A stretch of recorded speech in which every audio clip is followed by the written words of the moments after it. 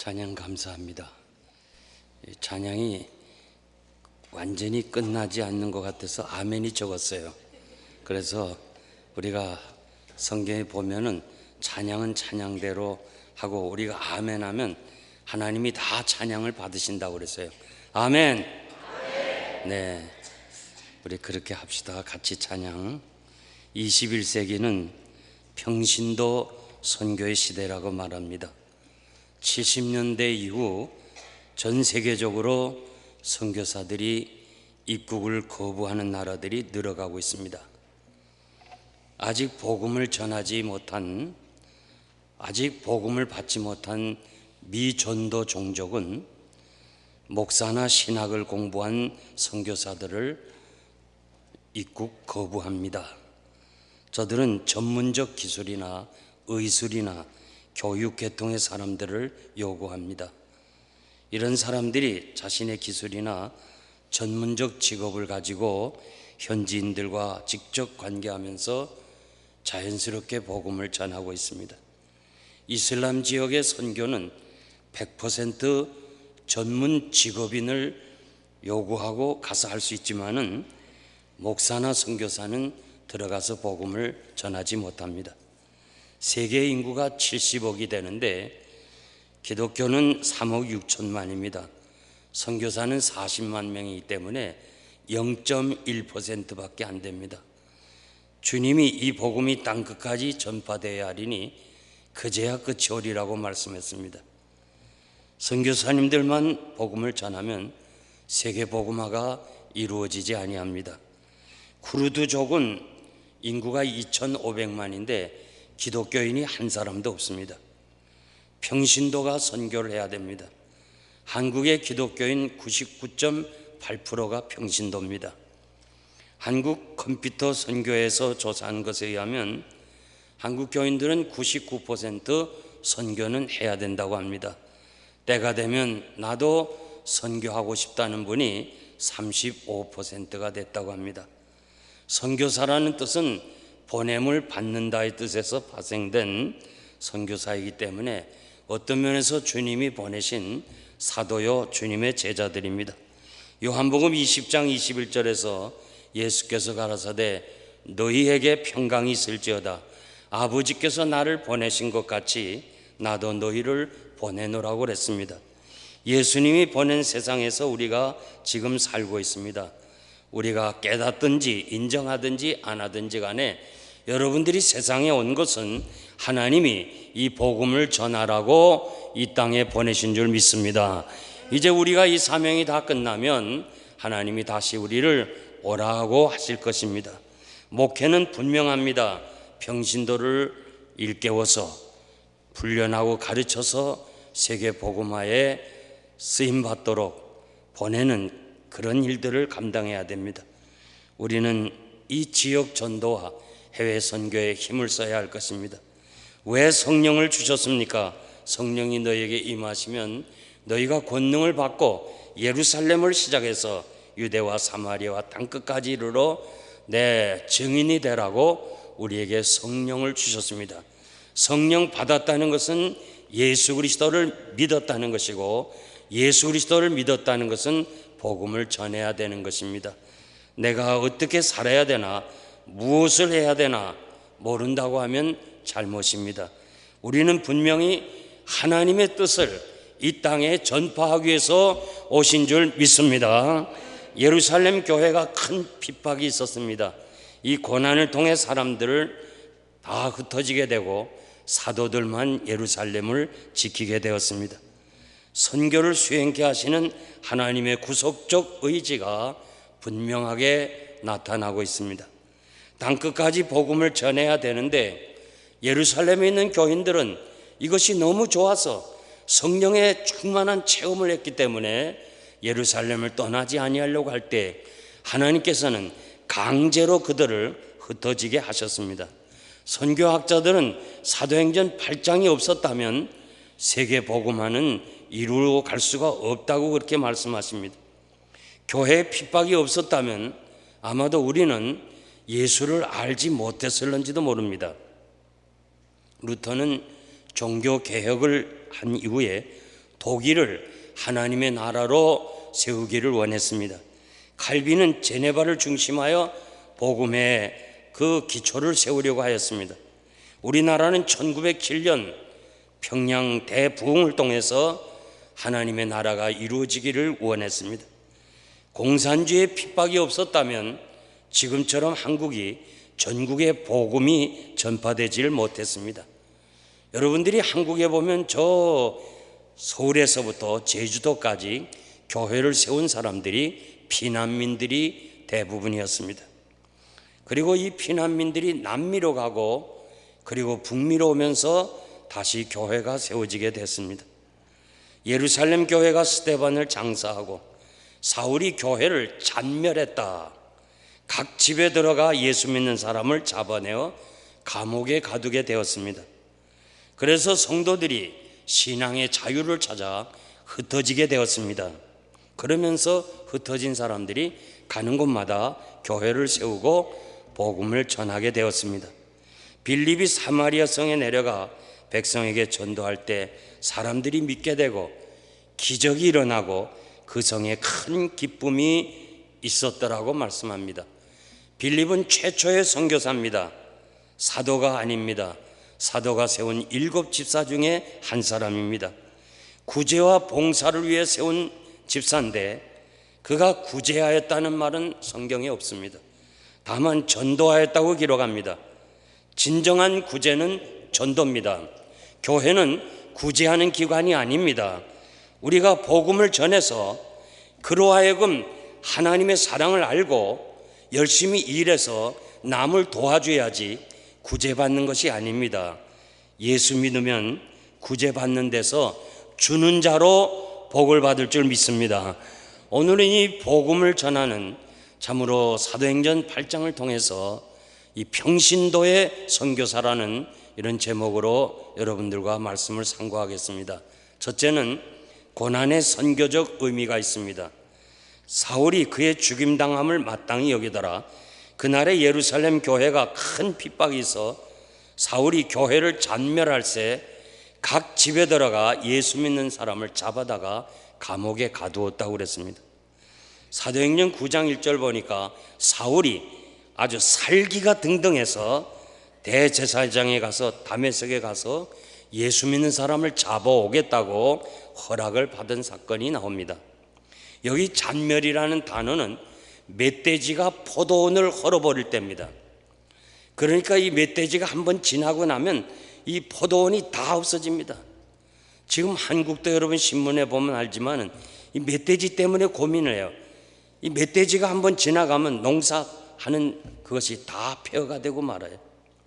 마치 사울이 멧돼지처럼 예수 믿는 사람을 그렇게 잡아서 아주 교회를 흔들어 버렸다는 거예요. 그러니까 무서워서 다 흩어지게 되고 이 흩어진 사람이 신앙의 자유를 찾았는데 그들이 바로 선교의 시작이라는 것이에요. 이것이 하나님의 선교 전략입니다.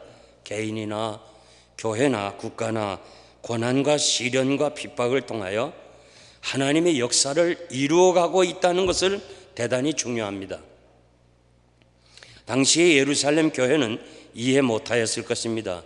그러나 시간이 지나고 나서 하나님의 선교 전략이었구나 그 사실을 알게 되었습니다. 왜 유독 동남아에서 한국이 교회가 성장하게 되었으며 한국이 왜 세계 선교의 주자가 되었습니까? 이제 선교학자들은 이 서양 서구 유럽은 선교학적으로 지는 시간이고 한국은 떠오르는 태양 같다고 그렇게 다들 인정하고 있습니다. 이유는 한국 교회가 순교의 피를 많이 흘렸습니다. 외정 때 목사님 50여 명이 순교를 당했습니다.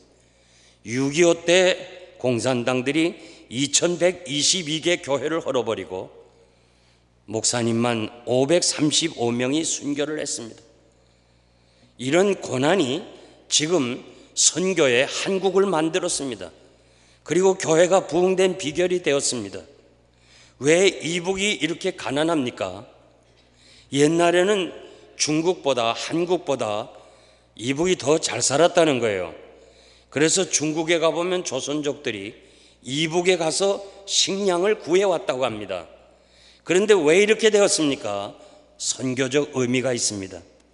지금 이북에 있는 동포들은 정부에서 배급을 주지 않습니다. 이제는 네가 살아가라는 거예요, 스스로. 그런데 저들이 이렇게 배급을 받을 때마다, 무엇인가 얻을 때마다 한국에 있는 교인들, 미국에 사는 교인들이 기독교가 우리를 도와주었다는 사실을 알게 됐다는 거예요. 탈북자들의 증언입니다. 배고픔과 가난과 이 고통이 김일성 주체 사상을 다 무너지게 했어요. 그 어렸을 때부터 쇠뇌된 그 공산주의 사상을 어떻게 해결하겠어요?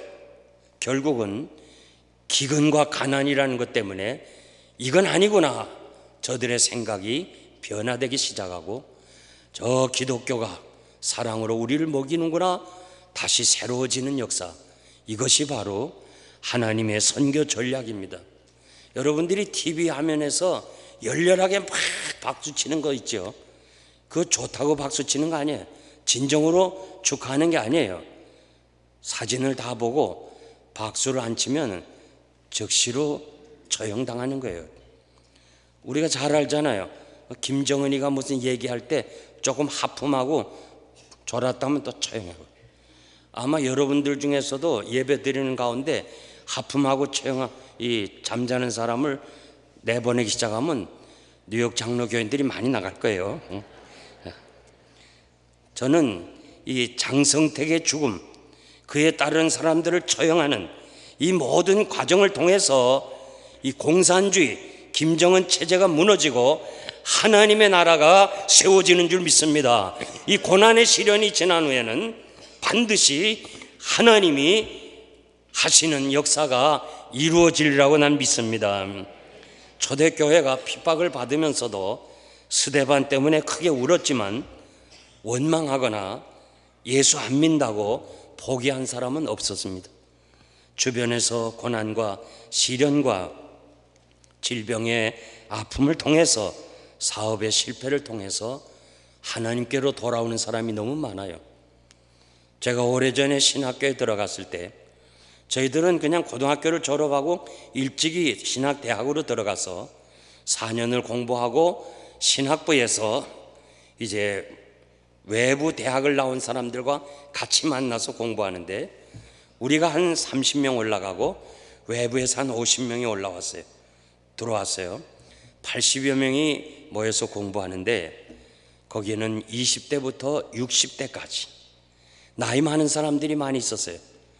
그래서 저들의 공통점이 뭐냐? 사업을 하다가, 생활하다가 어려워서 아픔을, 고통 가운데 있다가 하나님의 은혜로 회복되고, 이제는 내가 남은 때 주의 복음을 전해야 되겠다, 그런 각오를 가지고 온 사람들이 많았습니다. 제가 생각할 때 저 60대에 들어온 신학생이 언제 신학을 공부하고 언제 목사가 되겠나, 그렇게 생각은 했지만은 그게 아니었어요. 저들은 신학을 졸업하고 하나님의 영광과 복음 전파를 위해서 귀하게 쓰임받은 것을 제가 잘 보았습니다. 지금도 고난은 선교의 전략입니다. 고난 중에 포기하거나 낙심하거나 절망하지 말기를 바랍니다. 히틀러 시대의 유명한 유태인 심리학자 빅터 프랭클 박사는 갇혀있는 수용소에서 죽어가는 동료들을 보면서 한 가지 사실을 발견했다는 거예요. 인생의 삶을 포기한 사람부터 순서대로 죽어갔다는 거예요.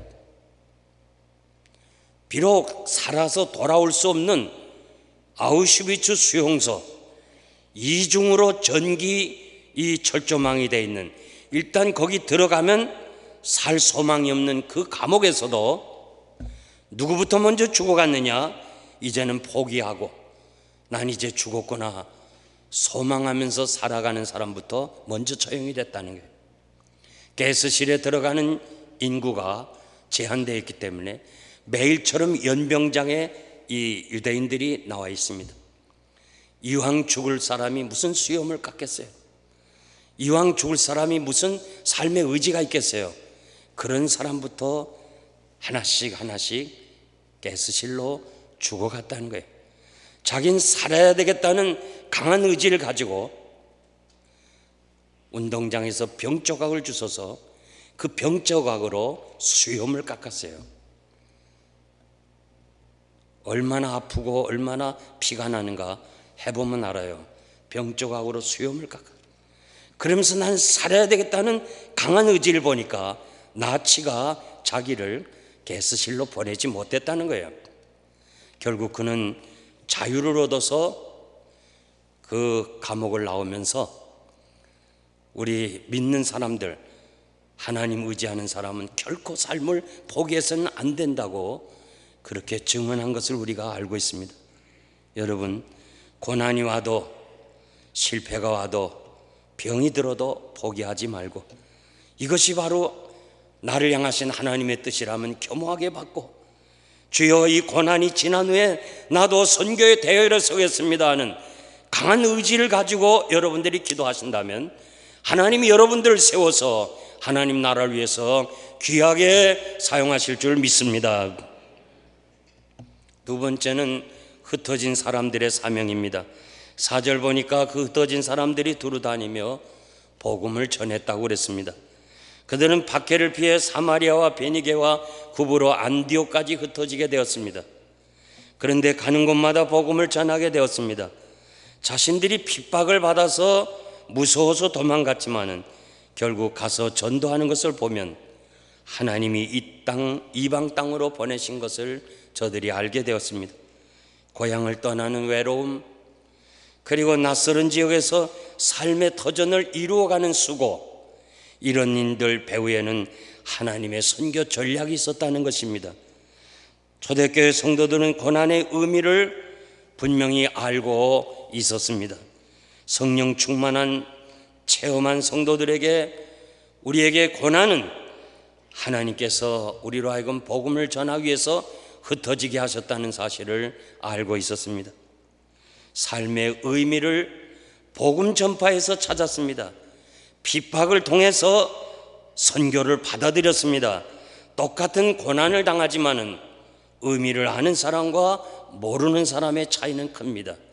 초대교회 성도들은 고난을 당했지만은 그 고난이 하나님께서 우리를 흩어지게 하시고 복음을 전하게 하신다는 사실을 저들이 알았기 때문에 고난을 기쁨으로 감당할 수가 있었습니다. 초대교회 성도들은 피난을 가면서 피난 간다고 생각하지 아니하고 전도하러 간다고 생각을 했습니다. 그래서 기쁨으로 그것을 감당한 것은 우리가 배워야 할 것입니다. 야곱이 죽은 아들 요셉이 살아서 애굽의 총리가 되었다는 소식을 듣습니다. 야곱이 너무 기뻐서 기운이 소생했다고 그랬어요. 내 아들을 보리라, 내가 죽기 전에 내 아들을 보겠다는 거예요. 그런데 내 마음대로 갈 수가 있어요? 그래서 야곱은 브엘세바를 찾아갑니다. 하나님, 내가 죽었던 아들이 살았는데 그 아들을 보러 갈까요? 아니면 하나님이 약속한 땅 기근이 있고 고통이 있고 시련이 있지만은 이 약속의 땅에 머물러야 되겠습니까? 내가 가야 되겠습니까? 여기 있어야 되겠습니까? 마치 여러분들 가운데 어떤 사람은 이민을 선택할 때 기도했으리라고 생각합니다. 그때 하나님 말씀합니다. 야곱아, 내가 너와 함께 가겠다. 야곱아, 내가 너와 함께 가고 너를 다시 이끌어 이리로 오게 하시겠다는 하나님의 말씀을 들었습니다. 야곱이 아들 요셉이 초청해서 애굽으로 간 거 아니에요. 자기가 아들을 보고 싶어서 자기 의지로 간 거 아니에요. 하나님이 야곱을 보내셔서 애굽으로 보내셔서 그 풍요로운 땅에서 많은 족속을 만들고 후손들을 만들고 그리고 다시 이스라엘 땅으로 오게 하시는 하나님의 선교 전략이었어요. 이 가나안 땅에서 이 박토에서 이스라엘이 번성하기 어려우니까 기근이 없는 애굽으로 보내서 결국 그곳에서 많은 이스라엘 백성들을 훈련하시고 하나님의 백성으로 삼으시려는 하나님의 선교 전략이었습니다. 여러분들이 이곳 미국에 온 것은 누가 초청해서도 아니고 내 의지도 아니고 하나님이 여러분을 이리로 보내신 줄 믿습니다. 이것을 여러분들이 분명히 확신할 때 이곳에 사는 삶의 그 의미가 달라져요. 우리가 미국을 위해서 할 일이 선교입니다. 미국은 더 이상 기독교국이 아닙니다. 우리 주변에는 오늘 장로님이 기도하신 대로 165개국의 사람이 살아요. 여러분들이 비록 멀리 가지 못하지만은 이 주변에 수많은 사람들이 있는데 이들에게 우리가 복음을 전해야 될 사명이 있는 줄 믿습니다. 저는 매년 중국에 있는 조선족 목사님들 15명씩을 초청합니다. 그래서 3박 4일 동안 제 목회 철학, 제가 가진 신앙 저들에게 가르칩니다. 아침 9시부터 밤 10시까지. 그리고 한 주일은 이 지역을 구경시켜 줍니다. 그런데 저는 그 조선족 목사님들을 보면서 저들의 신앙이 제 신앙과 같아요. 그래서 난 놀랐어요. 우리가 배운 옛날의 그 보수 신앙이요, 그 목사님들이 한결같이 말해요. 한국에 가서 우리가 배우고 우리가 본 바는 우리 신앙하고는 달랐습니다. 요즘 한국 교회가 얼마나 변질됐어요. 그런데 이 영생교회 와보니까 이 신앙이 같다는 거예요. 여러분 잘 알잖아요. 문화혁명. 그 모택동이가 하여간 예수 믿는 사람을 다 잡았어요. 사울처럼 아예 잔멸했어요. 그런데 그 홍위병이 그렇게 핍박을 많이 했어도 신앙을 지켰어요. 그 말씀을 가졌어요. 그래서 그들이 신앙을 가르쳤어요. 그 신앙을 배운 할아버지의 신앙을 아버지로서, 아버지가 아들로 보내서 지금 그 아들이 나와 똑같은 신앙의 사람들이 되었어요. 너무너무 놀랐어요. 비록 우리가 흩어져 이 이방에 살지만은 하나님에 대한 신앙은 변해서는 안 돼. 여러분들이 이리로 보내신 하나님의 뜻이 있는 것을 믿고 진정 바르게 우리와 우리 자손들에게 이 신앙을 물려줘서 우리의 자손들이 이 땅에서 복음의 증인이 될 수 있는 이 놀라운 역사들을 이루도록 여러분들이 먼저 선교에 앞장서시기를 바랍니다. 마지막으로 빌립의 사마리아 전도입니다. 빌립이 사마리아 성에 내려가 그리스도를 백성에게 전파하니 빌립은 성령의 역사로 사마리아에 가게 됩니다. 유대 사람들은 사마리아 사람들과 상종하지를 않습니다. 이스라엘 백성이 남북으로 갈리는데 북쪽은 아수르가 점령합니다. 아수르는 혼합 정책으로 다른 나라 사람들을 같이 섞어서 완전히 이스라엘의 그 민족성을 없애버려요. 그런데 유다는 바벨론의 포로로 잡혀갔지만은 하여간 유다 땅에는 불구자와 노인만 있고 전부 일할 사람은 다 잡아갔어요. 그렇지만 저들이 바벨론에 살면서 70년 동안 유다의 신앙, 이스라엘을 향한 하나님의 그 사랑, 그걸 변함이 없었어요. 그래서 절대 자폰을 안 했어요. 저들은 70년 동안 자신들의 종자를 유지하였다고 그랬습니다. 그리고 이제 해방이 돼서 돌아오니까 북쪽의 사람들은 전부 혼잡을 했어요. 자폰을 했어요.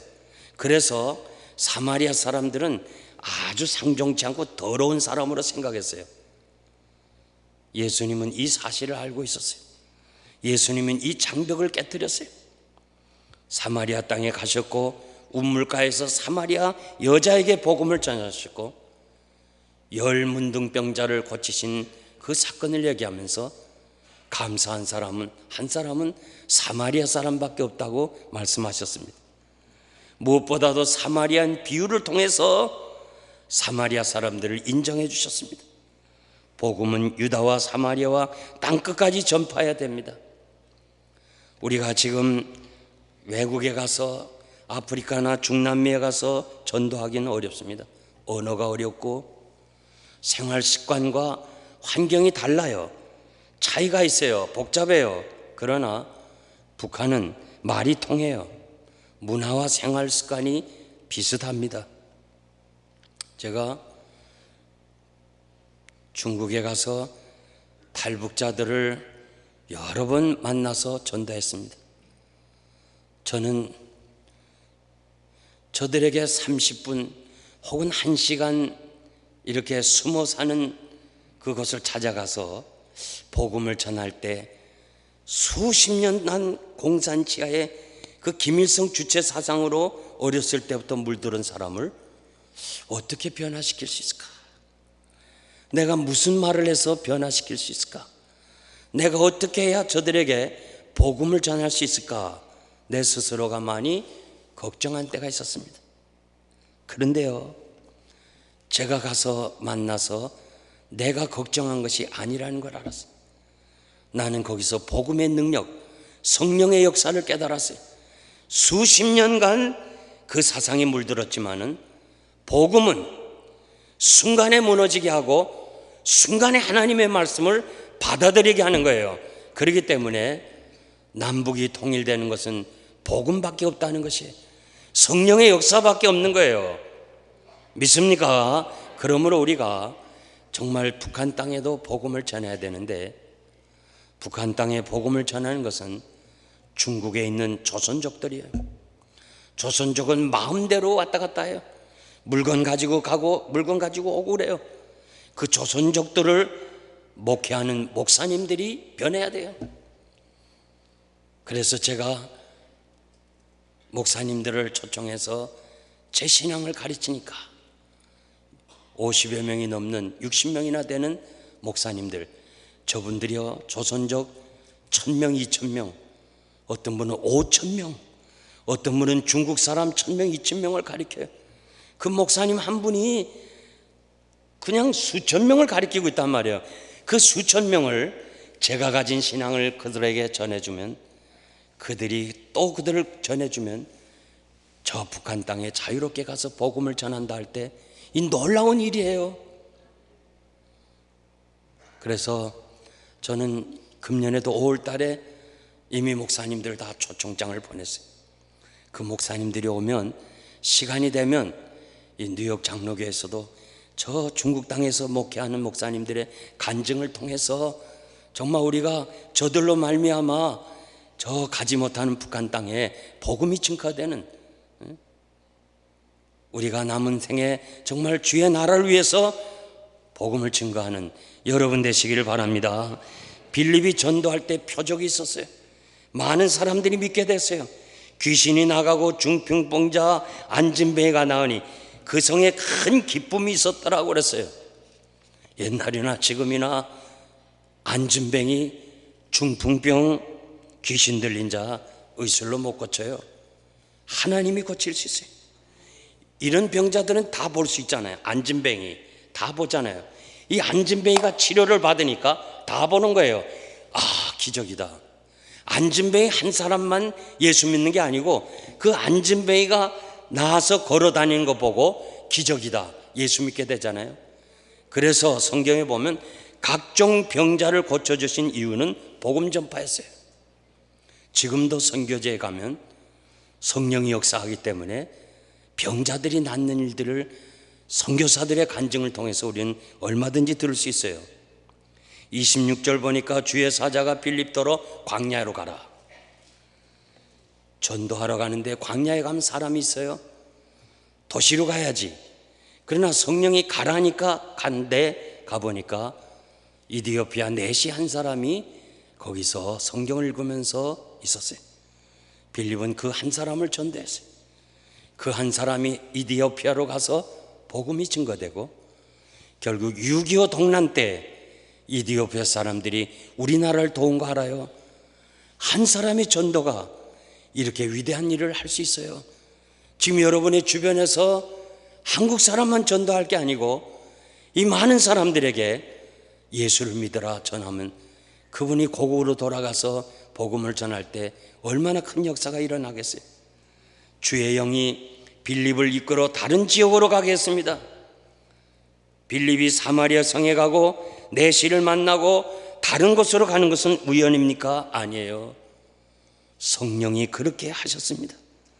여러분들이 미국에 온 거, 뉴욕 장로교에서 모이게 된 거, 이거 내 결정도 아니고 내 의지도 아니고 하나님이 여러분을 이리로 보내셔서 마지막 때 이 많은 이방인들이 있는 이 가운데에 이 교회를 세워주신 건 하나님의 선교 전략인 줄 믿습니다. 그러므로 우리가 이제는 한 마음이 돼서 이 선교에 열정을 가지고 선교하는 교회가 되어야 할 줄 믿습니다.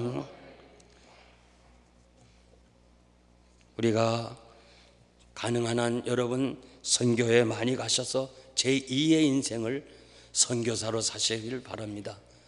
저는 뉴욕 장로교에 나이 드신 많은 분들이 많이 계시는데요, 선교는요 젊은 사람보다 나이 드신 분이 더 좋아요. 실버 선교가 좋아요.